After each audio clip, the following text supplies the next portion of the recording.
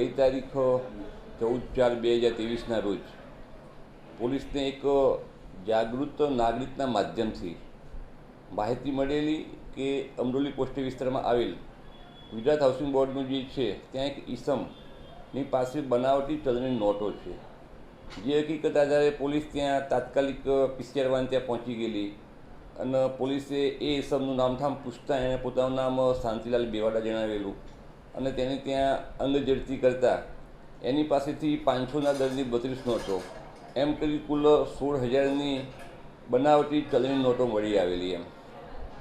એ પછી એને આ નોટો એ ક્યાંથી લાવે છે એ બાબતે પૂછપરછ કરતાં એને જણાવેલું કે એના કાકાના દીકરા જે વિષ્ણુભાઈ કરીને જે છે એની પાસેથી આ નોટો એ 50%ના દરથી એટલે એને 1,000 રૂપિયા આપે તો એની સામે એને 2,000ની 500ની નોટો આપે એ પ્રમાણે ત્યાંથી લાવતો હતો.